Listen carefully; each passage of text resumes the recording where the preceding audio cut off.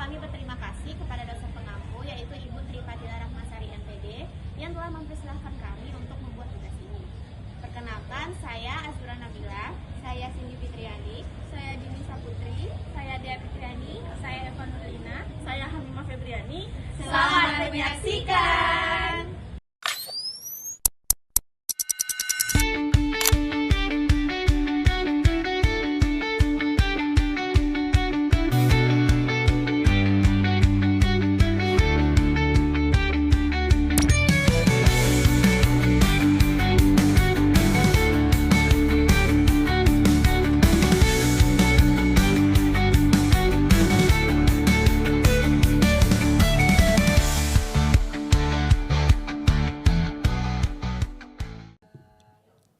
Assalamualaikum warahmatullahi wabarakatuh. Halo semuanya, perkenalkan aku Hamimah Febriani sebagai moderator yang akan memandu jalannya podcast pada pagi hari ini bersama kedua narasumber cantik yaitu Halo semuanya, saya Dini Saputri sebagai narasumber pertama. Pada hari ini saya akan membahas sejarah dan perkembangan awal kimia analitik.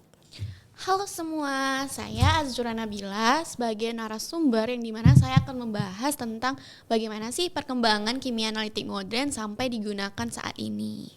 Nah, pada kesempatan kali ini kami akan membahas tema tentang perkembangan kimia analitik dari metode klasik hingga era modern. Nah, mungkin kalian banyak yang bertanya-tanya, kimia analitik itu apa dan kenapa sih kita harus mempelajari ilmu itu hingga sekarang?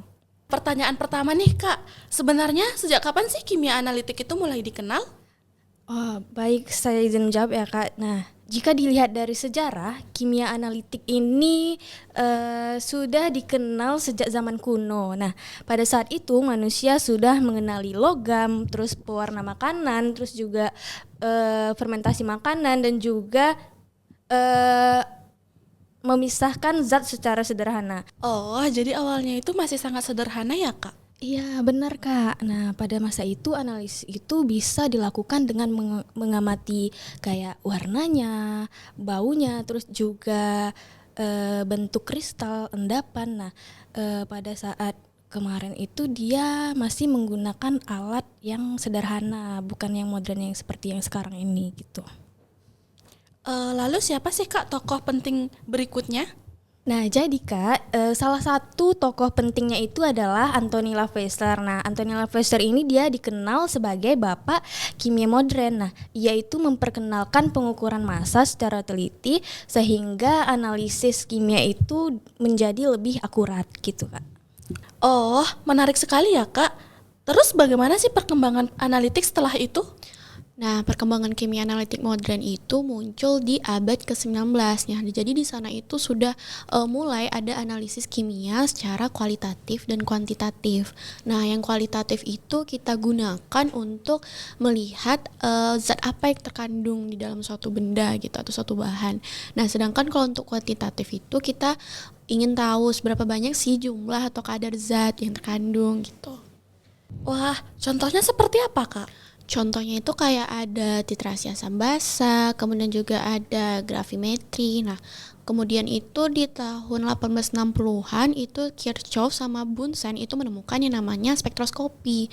Jadi spektroskopi itu dia akan menganalisis unsur berdasarkan cahaya yang dipancarkan oleh unsur tersebut gitu, Kak.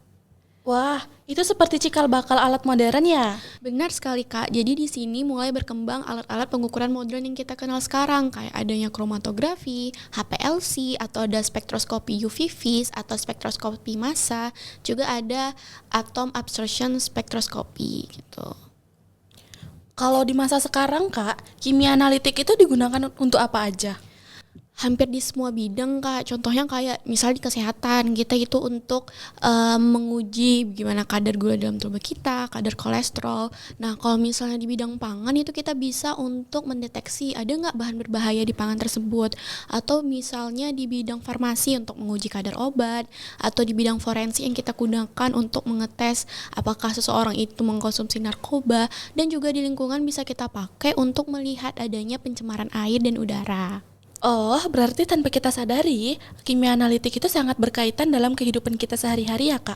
Benar sekali Kak, bahkan air minum kemasan yang kita minum atau misalnya kosmetik yang kita pakai itu tidak jauh dari analisis kimia. Berarti tanpa kita sadari, kimia analitik itu sangat berkaitan dengan kehidupan kita sehari-hari ya Kak? Nah, iya benar sekali Kak. Nah, bahkan air minum kemasan, terus juga kosmetik yang kita gunakan, obat-obatan yang kita konsumsi itu semua melewati proses analisis kimia, Kak. Nah, bagaimana sih Kak perkembangan kimia analitik di masa depan?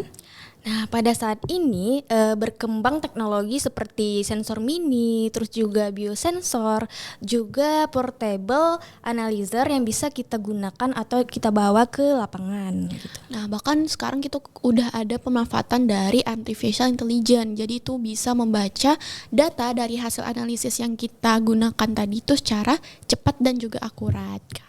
Wah, berarti kimia analitik itu semakin canggih ya Kak? Iya, benar sekali, Kak. Kak, sebelum penutup ada fun fact nggak dari kimia analitik tadi? Ada Kak, waktu kita zaman COVID dulu, nah itu kan kita ada yang namanya rapid test. Nah itu memakai juga prinsip kimia analitik. Juga ada seperti tes narkoba atau juga cek gula darah secara digital. Nah Kak, sebelum penutup, ada nggak sih fun fact dari kimia analitik? Nah waktu kita zaman COVID-19 tuh Kak, kan kita lagi gencar-gencarnya tuh mendetek apakah kita terpapar virus tersebut. Nah ada yang namanya tes rapid kan, juga untuk mengecek gula darah secara digital atau juga untuk mengetes narkoba yang mereka, misalnya kita mau mengetes narkoba yang orang pakai gitu kan. Nah itu semuanya nggak lepas dari prinsip kimia analitik. Nah, jadi Kak, kimia analitik ini adalah bisa dikatakan sebagai detektifnya dunia kimia gitu.